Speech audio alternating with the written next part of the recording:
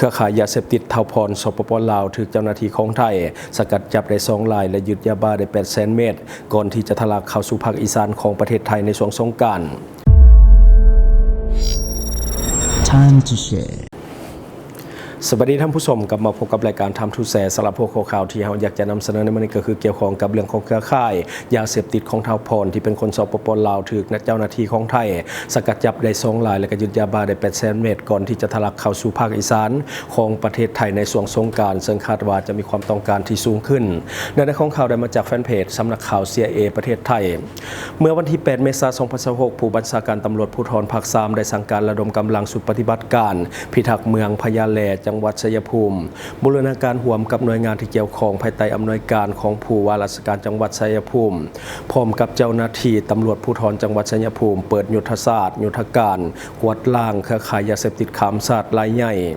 การปฏิบัติการดังกล่าวได้ระดมกำลังวางแผนสกัดจับเครือข่ายลักลอบขนส่งยาเสพติดจากสปป.ลาวอย่างต่อเนื่องตั้งแต่วันที่7 เมษายน 2026ที่ผ่านมาล่าสุดในช่วงบ่ายวันเดียวกันเจ้าหน้าที่สามารถจับกลุ่มผู้ต้องหาได้2 รายได้แก่เท่านวพลและก็เท่าพีรศักดิ์ทั้ง2 คนเป็นชาวอำเภออุทุมพรพิสัยจังหวัดศรีสะเกษพร้อมกดยึดของกลางที่เป็นยาบ้าจำนวน800,000 เม็ดมูลค่ากว่า10 ล้านบาทรวมถึงของกลางที่เกี่ยวข้องเป็นต้นแมนโทรศัพท์มือถือ3 เครื่องและรถกระบะ4 ประตูยี่ห้อนิสสันป้ายทะเบียน7 กน. 4200 กรุงเทพมหานครมูลค่ากว่า 700,000 บาทการจับกุมครั้งนี้เกิดขึ้นบริเวณถนนหมายเลขที่201สายสัญญภูมิ4 คิวหลักกิโลเมตรที่158ตำบลห้วยไร่อำเภอคอนสวรรค์จังหวัดชัยภูมิภายหลังเจ้าหน้าที่วางสกัดจับขบวนการดังกล่าวซึ่งมีการขนย้ายยาบ้าล็อตใหญ่จากสปป.ลาวเครือข่ายเท่าพรเข้ามาเตรียมกระจายจำหน่ายในช่วงเทศกาลสงกรานต์ของไทยจากการสืบสวนพบว่าเครือข่ายดังกล่าวมีการขนยาบ้าเข้ามาหลายกว่า3,400,000 เม็ดโดยผู้ต้องหารับสารภาพว่าได้รับค่าจ้างขนยาบ้าเทื่อละ 120,000 บาทและเคยก่อเหตุมาแล้วหลายครั้งเบื้องต้นเจ้าหน้าที่อยู่ในระหว่างการขยายผลไปยังเครือข่ายผู้ร่วมขบวนการทางภายในและต่างประเทศเพื่อนำตัวมาดำเนินคดีตามกฎหมายต่อไปโดยถือว่าเป็นการจับกุมครั้งสำคัญก่อนช่วงเทศกาลสงกรานต์ปี 2026อันนี้ก็คือในของข่าวซึ่งว่าช่วงในกระบวนการยาเสพติดต้องได้เล็งลำเลียงเพราะว่าในช่วงสงกรานต์จะมีความต้องการสูงขึ้นและราคาจำหน่ายก็จะสูงขึ้นเช่นเดียวกันน่าเสียดายที่ว่าจับตัวได้เฉพาะเครือข่ายที่ว่าอยู่ทางฝั่งไทยส่วนผู้บงการอยู่ทางฝั่งสปป.ลาวบ่สามารถที่จะจับกุมไว้ได้ถ้าจะจับกุมได้ก็จะเป็นการดีบัดนี้มาต่ออีกหนึ่งข่าวก็คือปัจจุบันได้รับเงินช่วยเหลือผลกระทบจากพายุมักเห็บทั้งหมดก็คือ14,000 ล้านกีบเนาะอันนี้ก็คือเงินที่ได้จากการช่วยเหลือซึ่งว่าเบิกจ่ายไปแล้วก็คือ3 ตื้อกว่าๆหรือว่า 3,000 ล้านกว่าๆเกือบ 4,000 ล้านในของข่าวได้มาจากแฟนเพจหนังสือพิมพ์ลาวพัฒนาท่านสารพิษศูนย์วรวงศ์หัวหน้าแผนกแรงงานสวัสดิการสังคมนครหลวงเวียงจันทร์ห้องประธานผู้ประจำการคณะกรรมการคุ้มครองภัยพิบัตินครหลวงเวียงจันทร์พร้อมโดยประธานกรรมการปกครองเมืองสีโคตตะบองเมืองนาไซทองและตั้งนารัฐวิสาหกิจไฟฟ้าลาวน้ำประปานครหลวงเวียงจันทร์ห้องการคุ้มครองและบริหารตัวเมืองเวียงจันทร์ได้รายงานสภาพตอบโต้และก็ฟื้นฟูหลังคาเรือนที่ได้รับผลกระทบจากพายุมักเห็บตกอยู่เมืองสีโคตตะบองและก็เมืองนาไซทองนครหลวงเวียงจันทร์ในวันที่8 เมษายน 2026ว่าเหตุการณ์มักเห็บตกได้รับผลกระทบอยู่2 เมือง18 บ้านคือนาไซทองและก็เมืองสีโคตตะบองรวมทั้งหมดแม่น 7,888 หลังคาเรือนนอกนั้นมีโรงเรียน11 แห่งและก็วัด3 แห่งห้องการบ้าน1 แห่งสุขศาลาบ้าน1 แห่งและก็ศูนย์ผลิตวัคซีน1 แห่งรถใหญ่53 คันประชาชนได้รับบาดเจ็บ9 คน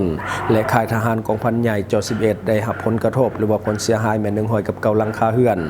ผ่านการจัดตั้งปฏิบัติในการตอบโต้และฟื้นฟูจากพายุมักเห็บตกอยู่2 เมืองนับแต่วันที่22 มีนาถึงวันที่6 เมษายน 2026คณะคุ้มครองภัยพิบัตินครหลวงเวียงจันทร์จึงขอยังยืนการซ่อมแปลงหลังคาเรือนการซ่อมแปลงไฟฟ้าและการซ่อมแปลงน้ำประปาครัวเรือนบริการน้ำประปาเคลื่อนที่การบริการขี้เหงื่อคือเมืองสีโคตตะบองได้ซ่อมแปลงไปแล้วก็คือ 5,200 กับ30 หลังคาเรือนเท่ากับ 82% กับหลังซ่อมแปลงเป็น 1,060 หลังคาเรือนเท่ากับ 16.5% และยังบ่ทันได้รับการซ่อมแปลง96 หลังคาเรือนเท่ากับ 1.5% ย้อนยังบ่ทันมีทรัพย์สินสื่อวัตถุ15 หลังคาและก็เรือนที่เป็นเจ้าของเรือนซื้อปะไว้บ่ทันมาอยู่ก็คือรวมกัน15 หลังคาเรือนบัดนี้มาต่อที่เมืองนาไซทองสำเร็จการซ่อมแปลงแล้วก็คือ 1,500 กับ2 หลังคาเรือนสำเร็จ 100% เวียกเศรษฐกิจการเงินก็คือมาฮอดปัจจุบันรวมยอดรายรับที่ได้จากงบประมาณการประกอบส่วนเหลือ ประกอบส่วนช่วยเหลือจากสังคมและก็ทุกภาคส่วนเป็นเงินทั้งหมดเป็น14ตึกกว่ากีบและได้เบิกจ่ายรับใช้เขาในเวียกงานแก้ไขภัยพิบัติและมอบเงินสดให้กับครอบครัวของผู้ที่ประสบภัยที่ยุ่งยากเพื่อไปซื้อวัตถุอุปกรณ์ที่จำเป็นรวมทั้งหมดเป็น 3,985 ล้านกับ 25,000 กีบซึ่งจะได้สืบต่อนำใช้งบประมาณจากการประกอบส่วนช่วยเหลือเขาในการช่วยเหลือครอบครัวผู้ได้รับผลกระทบและเพื่อการฟื้นฟูผลเสียหายต่างๆอันนี้ก็คือในของข่าวคือเงินตัง 14,000 กว่าล้านกีบแต่ว่าหากกระจายไปเพียงแต่ 3,000 กว่าล้านกีบเท่านั้นเนาะซึ่งว่ายังบ่ถึง 50% บ่ฮู้ว่าย้อนเหตุผลหยังบ่เล็งช่วยผู้ประสบภัยให้มันแล้วเนาะเพราะว่าตอนนี้คนที่เขาลำบากก็ลำบากแฮงบางคนก็บ่มีเงินซื้อกระเบื้องในการซ่อมแปลงก็ยังบ่ได้เฮ็ดหยังเนาะซึ่งว่าเงินช่วยเหลือก็ยังบักหลายๆแต่ว่าบ่จ่ายเทื่อเนาะคนที่รอท่าการช่วยเหลือก็คือเครื่องว่าละยังอีกบักหลายๆเนาะบางคนบ่มีเงินซื้อกระเบื้องก็บ่ได้เฮ็ดต่อบัดนี้เฮามาเบิ่งอีกข่าวนึงก็คือรัฐมนตรีกระทรวงโยธาธิการและขนส่งลงสุกโยกันก่อสร้างเส้นทางภูเกาลักที่กำลังเป็นประเด็นในปัจจุบันซึ่งในของข่าวเขาได้มาจากแฟนเพจ CMG FM 93ท่านเล็กไรศิวิไลรัฐมนตรีกระทรวงโยธาธิการและขนส่งพร้อมด้วยคณะนำกระทรวงแผนกโยธาธิการขนส่งของแขวงเวียงจันทร์และก็วิชาการที่เกี่ยวข้องได้ลงขันไว้ติดตามและก็สุกโยความคืบหน้าของโครงการก่อสร้างเส้นทางภูเกาลักเส้นทางเลขที่22เมื่อวันที่2เมษายน2026ที่ผ่านมา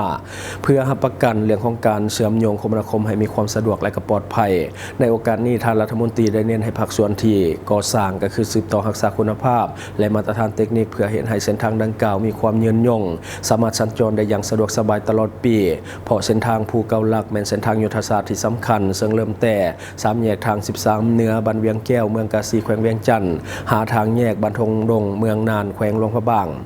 ก็คือในของข่าวสั้นๆก็คือตอนนี้ข่าวมันออกมาล่าสุดบอกว่าทางหากเปิดน้ำใสได้2-3 วันเท่านั้นแต่ว่าเปเพแล้วเดี๋ยวเขาจะเอาหลักฐานมาให้ท่านผู้ชมได้เบิ่งน้ำกันเป็นคลิปเดี๋ยวไปเบิ่งน้ำกันมาเบิ่งทางผู้กำลักการทุกคนทางผู้ย่างหรือว่าทางแลดย่างวะเปิดได้2 มือแล้วเนาะวันที่4มื้อวันนี้แล้วก็มื้อนี้เนาะมื้อนี้วันที่5เนี่ยเพแล้วเปิดได้2 มือกับมื้อนี้ทางเพแล้วแลดย่างแหละนี่นะเนาะเพิ่นบอกว่าผู้ย่างแลดย่างท่าเอาแลดเอาหน่อยนึงแล้วก็มาลุ้นเบิ่งหน้าฝนเนาะทุกคนเนาะหน้าฝนนี่ค่อยรับประกันว่า 1,000% ล้านเปอร์เซ็นต์ดินเจือนท่มมาทะลอกทะเลคือเก้านั่นแหละและทั้งหมดก็คือสิ่งที่เราเก็บมาเราสู่ฟังหวังว่าท่านจะได้รับสาระดีๆสำหรับท่านที่ว่าเบิ่งรายการเราอยู่คิดเห็นจะได้กับสิ่งที่ว่านำเสนอไปก็อย่าลืมฝากไว้ภายใต้คอมเมนต์ของเราและข้าพเจ้าจะเข้าไปอ่านด้วยตนเองขอขอบใจสนใจโฆษณาประชาสัมพันธ์ธุรกิจและผลิตภัณฑ์ของท่านผ่านรายการของเราสนใจติดต่อตามข้อมูลที่ขึ้นหน้าจอในปัจจุบันได้เลย